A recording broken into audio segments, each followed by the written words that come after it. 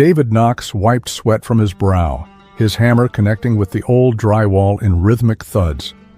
6 weeks into renovating the first Willow Creek Church basement, and today they'd finally tackle the storage alcove with its uneven measurements. "Something's not right with this wall," he called to his foreman. "It's hollow behind here." 3 more strikes, and the drywall crumbled, revealing a dark cavity. David shined his flashlight inside, illuminating something that made his blood run cold. "Mike! Mike!" His voice echoed through the basement. "Call Sheriff Bennett, now!" The foreman rushed over, peering into the darkness. "What is it?" David's hand trembled as he pointed his light at the small trunk wedged into the hollow space. I think we found them." Within an hour, police cruisers surrounded First Willow Creek Church, their lights painting the white clapboard exterior in alternating flashes of red and blue.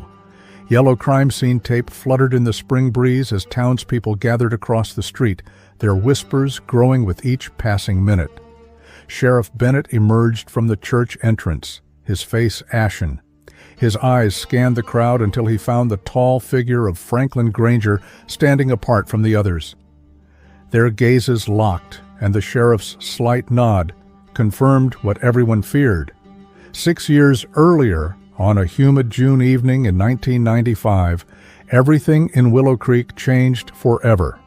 Before we dive into this chilling mystery, hit that subscribe button and comment where you're watching from.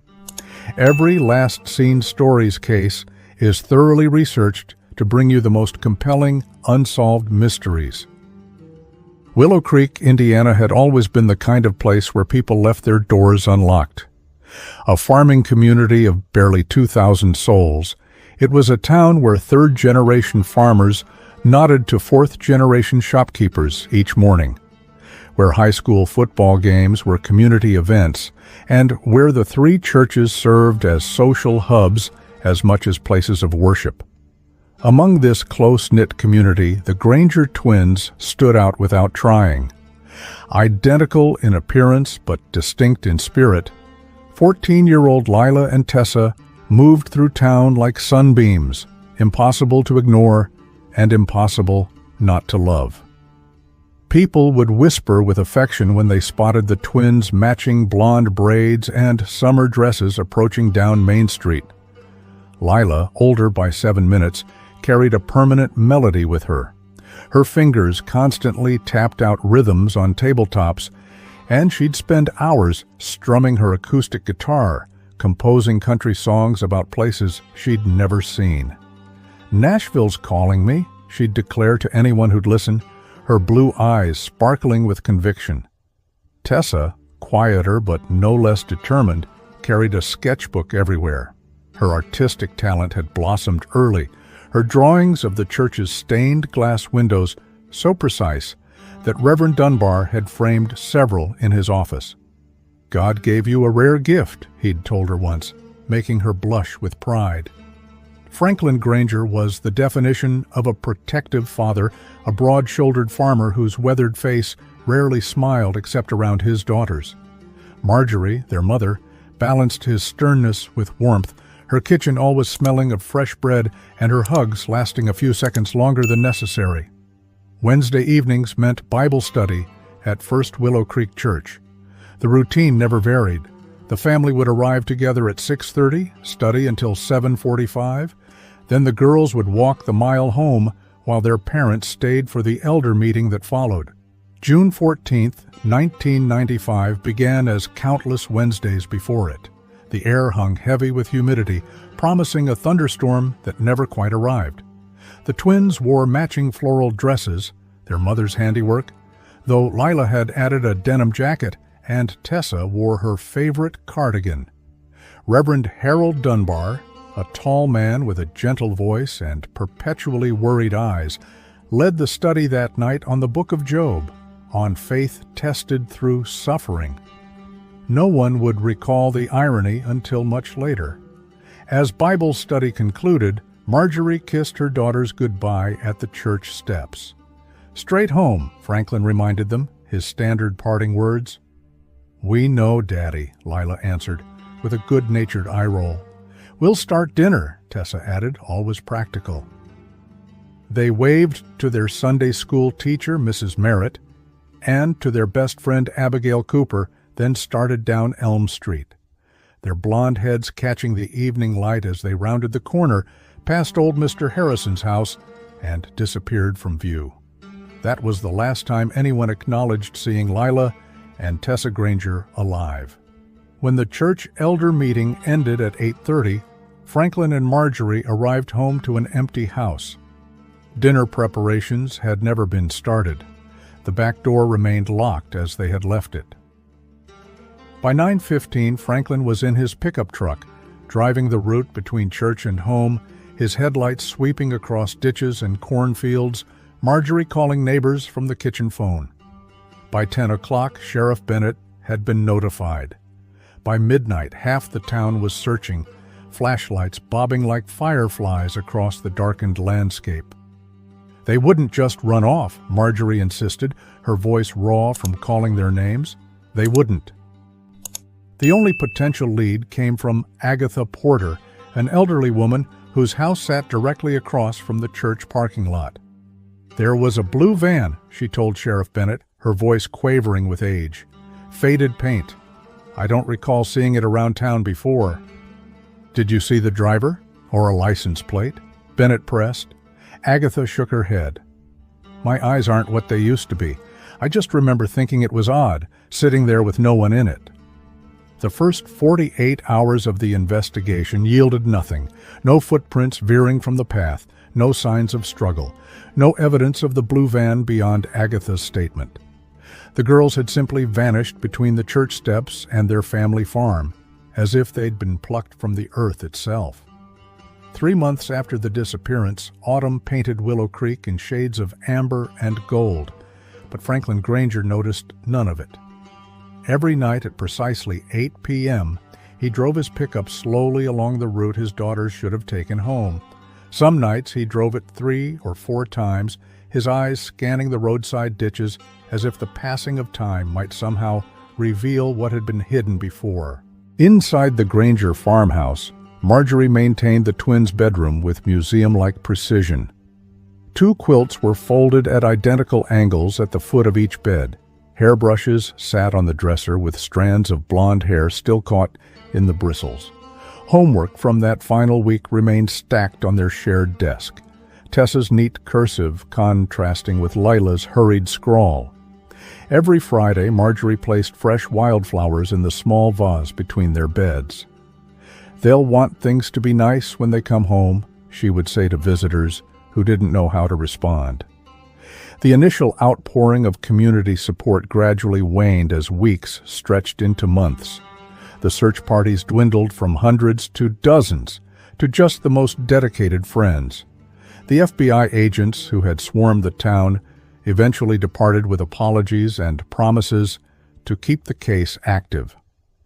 Missing posters that had once plastered every storefront in 3 counties now curled and faded, replaced by advertisements for harvest festivals and school events.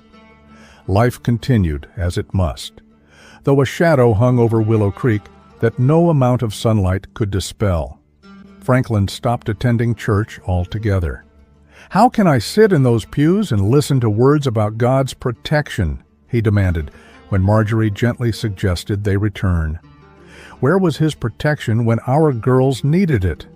The church itself became a complicated symbol for the town, both a place of solace and a painful reminder of loss. Attendance gradually declined. Children were no longer allowed to walk alone, even in daylight. Parents drove their kids to school rather than let them take the bus. Reverend Dunbar seemed to age a decade in a single year, his sermons increasingly focused on finding faith amid suffering. The custodian, Noah Blackwood, left town without notice that August, adding fuel to the gossip mill. Convenient timing, some whispered, though no one voiced such suspicions to the sheriff. By the 1-year anniversary, when the town held a remembrance service, the unspoken truth hung in the air, Most had accepted that Lila and Tessa were gone forever. Only the Grangers and their closest friends maintained the fiction that the girls might still come home. "I feel them," Marjorie confided to her sister. "A mother would know if her children were dead. I would feel that emptiness." What she couldn't articulate was the peculiar sensation that her daughters were somehow close, separated by something thinner than distance, though no less impenetrable. Spring arrived early in 2001. The harsh Indiana winter gave way to unexpected warmth, and by March, crocuses pushed through thawing soil across Willow Creek. At First Willow Creek Church, the building committee gathered in the fellowship hall, surrounded by blueprints and contractor estimates. "The roof won't last another winter," Walter Jenkins, the head deacon, explained to the small assembly, "and the basement floods every time it rains. We either renovate now or condemn the building in a year." The vote wasn't unanimous. Several members argued that the $150,000 renovation fund would be better spent maintaining the still active reward for information about the Granger twins. Others suggested selling the building and constructing a smaller church elsewhere, one unburdened by painful memories. In the end, Reverend Dunbar's quiet insistence won over the majority. "Healing can't come from abandoning our sacred spaces," he said, his once robust voice now reedy with age. "We must reclaim what was taken from us, our sense of safety, our community, our faith." The contract went to Milestone Construction from Indianapolis. Work began in April with a crew of 8 men led by foreman Mike Heller. Among them was David Knox, a 32-year-old carpenter with no connection to Willow Creek or its tragic history.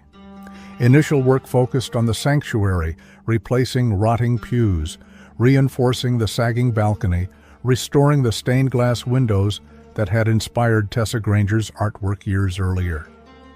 The congregation worshipped in the high school gymnasium during renovations, a temporary arrangement that became oddly permanent feeling as weeks passed.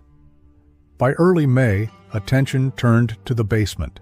The church board had approved converting the Sunday school classrooms into a community center, a space for youth groups, AA meetings, and other gatherings meant to draw people back to the church. "These measurements don't make sense," David Knox said one Tuesday afternoon, comparing the blueprint to his laser measurements. "There's about 3 feet missing between this wall and the exterior foundation." Mike Heller verified the discrepancy.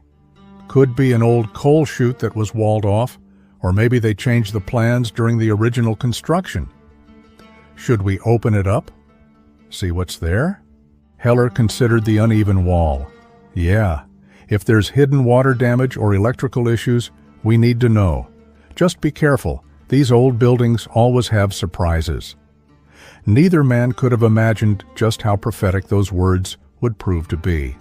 If you're finding this case as disturbing as I did during my research, make sure to hit that like button. It helps more people discover these important stories. David Knox tapped the wall with his knuckles, listening for the hollow sound that would confirm his suspicions. The drywall was newer than the surrounding surfaces, perhaps 10 to 15 years old, rather than matching the building's 1940s construction. "Definitely something back here," he called to Mike. "I'm going to cut through." The first strike of his hammer created a small hole. The second widened it enough to shine his flashlight inside. The beam revealed a narrow space between walls, roughly 3 feet deep and 8 feet wide, large enough to be purposeful rather than a construction quirk.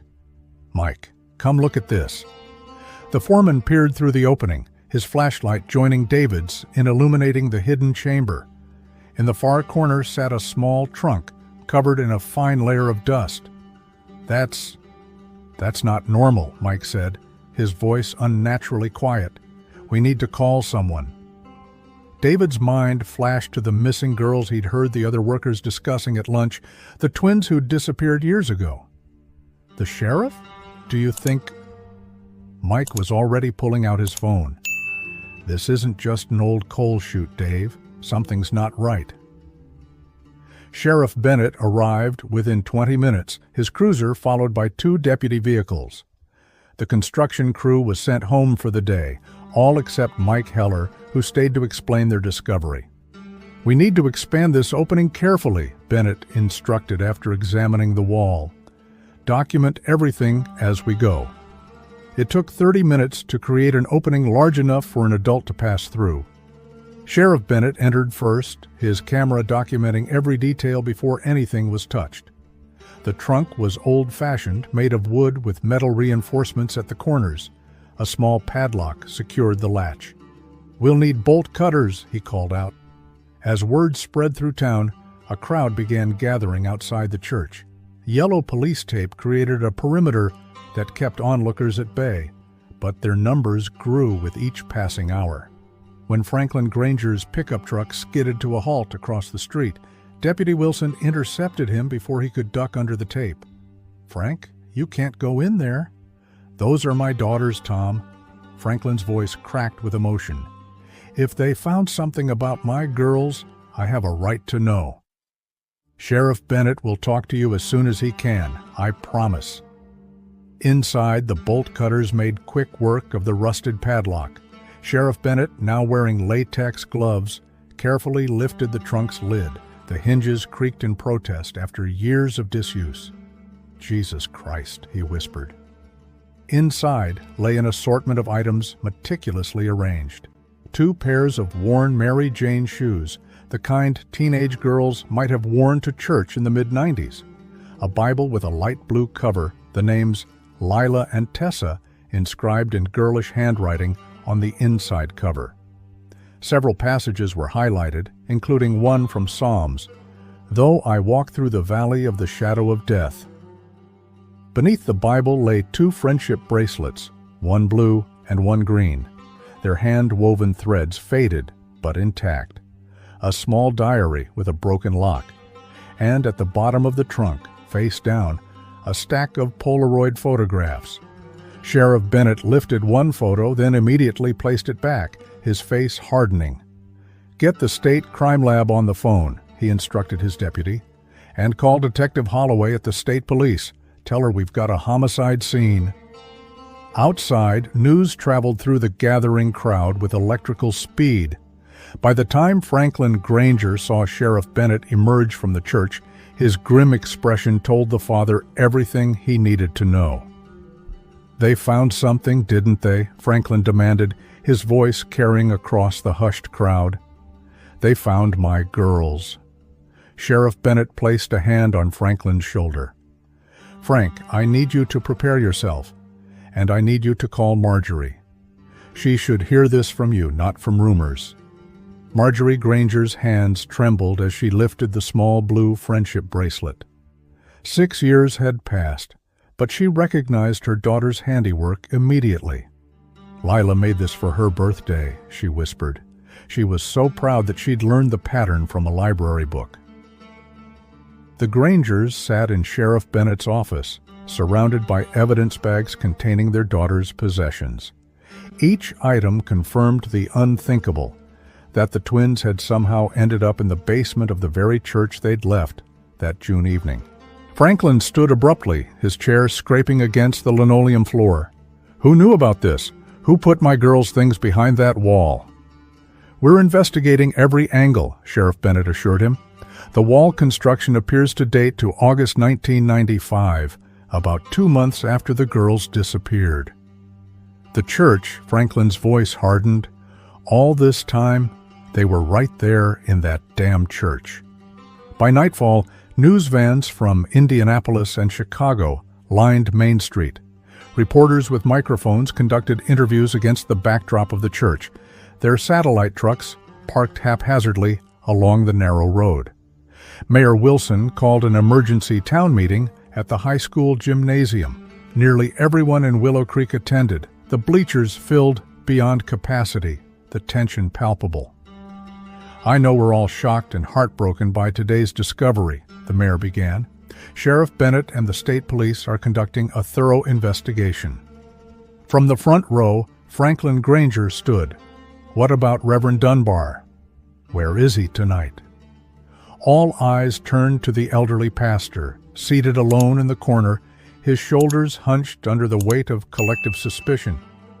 "I had no knowledge of that hidden space," Dunbar's voice quavered. "None whatsoever." "Then why was my daughter's Bible in your church, hidden behind a wall that nobody knew about?" Franklin demanded. Reverend Dunbar shook his head, his expression haunted. "I can't explain it. I'm as shocked as everyone else."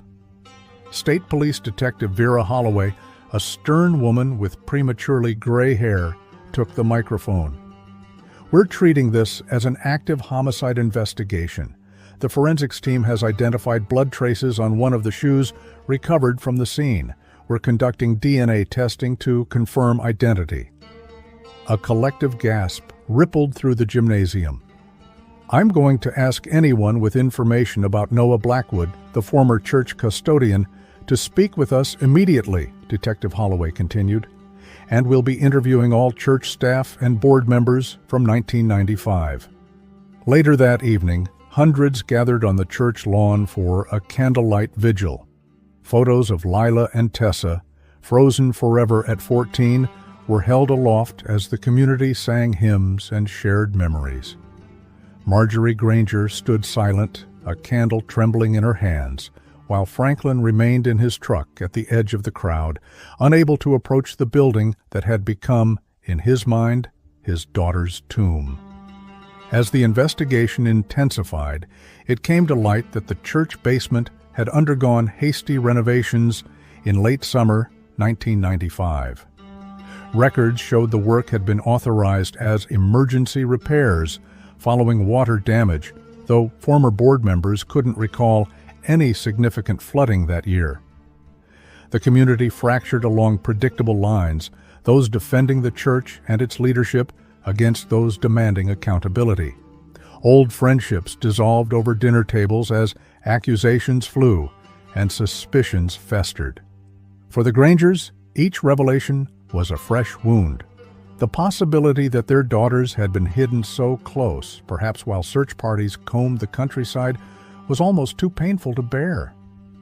Detective Holloway established a temporary office in the sheriff's department, a corkboard rapidly filling with photographs, timelines, and connection webs. Her methodical approach contrasted sharply with the emotional turmoil engulfing Willow Creek. "Tell me about Noah Blackwood," she asked Lucille Merritt, the twins' former Sunday school teacher. Lucille fidgeted with her reading glasses. Noah was peculiar, quiet, kept to himself mostly. Define peculiar. He watched the girls, not just the Granger twins, but all the young girls. Lucille's voice dropped. "I caught him once, photographing the youth choir practice from the balcony. When I confronted him, he said Reverend Dunbar had asked him to take pictures for the church newsletter." "And did the Reverend confirm this?"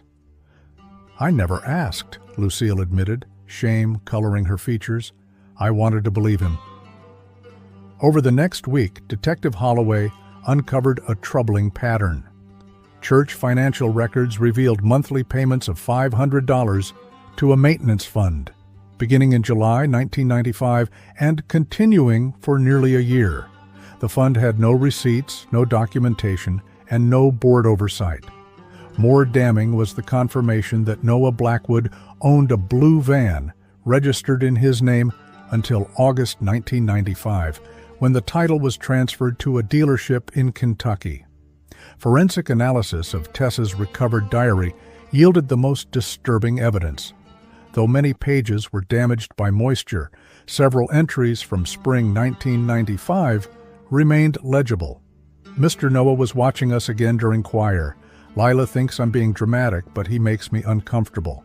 I told Mom, but she just said he's a lonely man and we should be kind." And later, found a Polaroid on the ground by the church van. "It was of me and Lila walking home last week. Didn't tell anyone. Don't want to cause trouble." The Polaroid photos recovered from the trunk confirmed Tessa's discomfort was well-founded. They showed the hidden spaces of the church basement, areas not on any official blueprint. Some photos captured the twins from a distance, clearly taken without their knowledge. When confronted with this evidence, Reverend Dunbar's composure finally cracked. "I suspected Noah had unhealthy interests," he admitted in a recorded interview. "I asked the board to terminate his employment in early 1995, but they insisted we needed evidence of misconduct." "And after the girls disappeared?" Detective Holloway pressed. Dunbar's eyes filled with tears. "Noah came to me, distraught. He said he'd found their Bible by the road and kept it, hoping they'd return for it. I believed him. I wanted to believe him." "Did you help him construct that false wall?" "No." Dunbar's denial was vehement. "I knew nothing about any hidden space." A search warrant for Dunbar's home revealed a different truth. In a locked drawer of his desk, detectives found letters from Blackwood sent from various locations between 1996 and 1998. One contained a barely veiled threat. "Remember our agreement. The church's reputation remains intact as long as certain matters remain sealed behind walls of silence.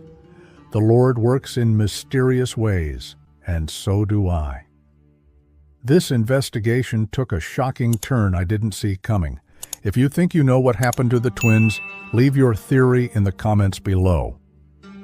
Using banking records and motor vehicle registrations, Detective Holloway tracked Noah Blackwood to a remote property outside Bowling Green, Kentucky. Surveillance photos showed a middle-aged man with a beard living alone in a modest farmhouse surrounded by dense woods. The tactical team assembled before dawn, 12 officers in bulletproof vests, armed with arrest and search warrants. The raid was executed with precision, catching Blackwood still in bed, disoriented and unresisting. "Noah Blackwood, you're under arrest for the murders of Lila and Tessa Granger," Detective Holloway announced as officers secured him in handcuffs. "You've got the wrong man," Blackwood insisted during initial questioning. "I left Willow Creek because I couldn't stand the whispers, the accusations. I never hurt those girls." His denials held until Detective Holloway placed the recovered diary on the table, open to Tessa's entries about him.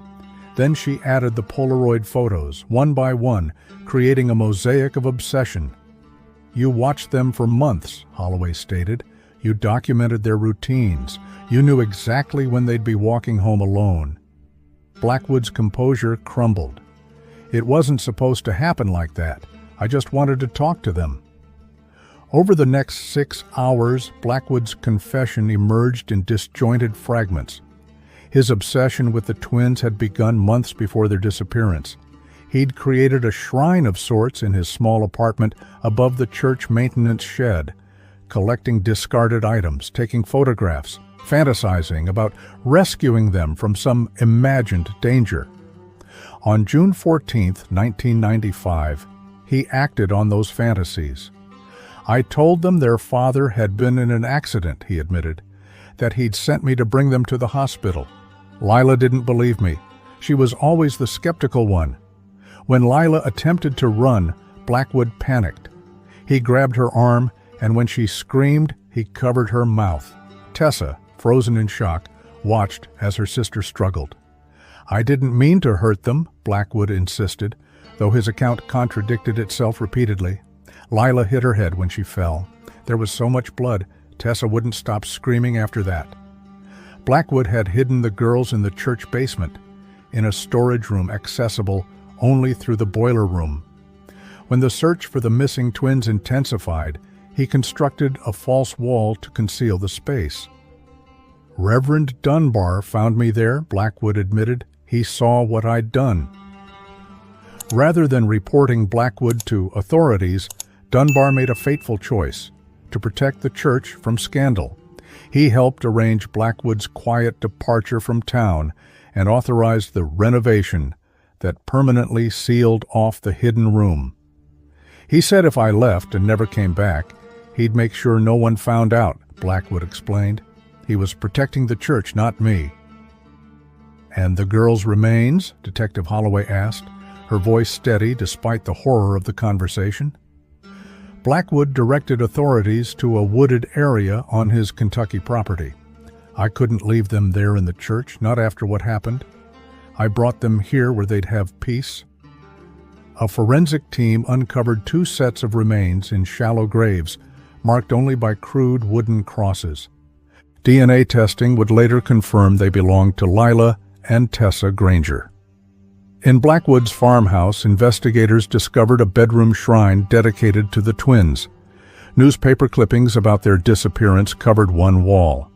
A box beneath his bed contained items stolen from their home before they vanished: hairbrushes, school photographs, a page from Lila's music notebook. Most disturbing was a handwritten journal detailing his twisted rationalization that he was saving the twins from worldly corruption, that they were special and meant to be his responsibility. When confronted with Reverend Dunbar's role, Blackwood laughed bitterly. He talks about heaven and hell every Sunday, but when it mattered, he chose his precious church over justice for those girls. Ask him who's really going to hell.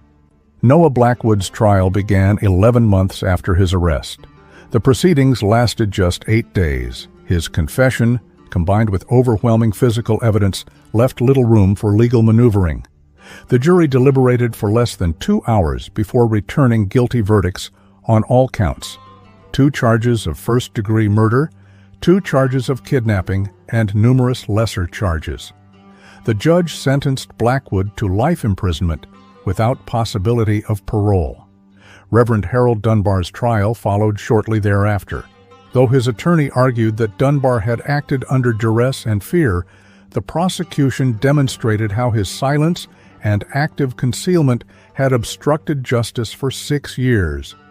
He received a 20-year sentence for being an accessory after the fact, though his advanced age meant he would likely die in prison. On a clear September morning in 2002, the Granger family finally laid their daughters to rest. The funeral procession stretched for over a mile, with nearly every resident of Willow Creek in attendance.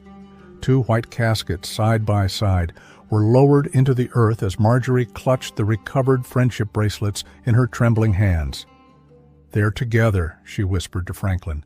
"They'll always be together now." The first Willow Creek Church never reopened.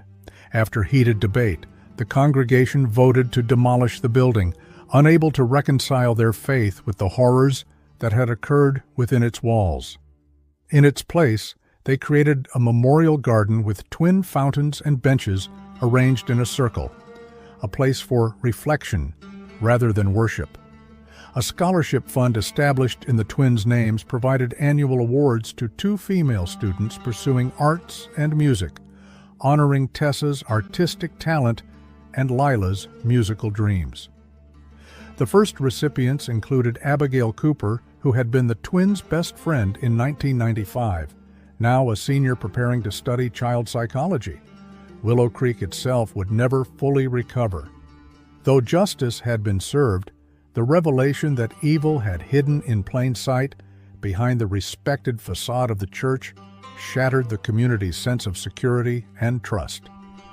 Some families moved away, unable to drive past the memorial garden without remembering. Others stayed, determined to reclaim their town from tragedy.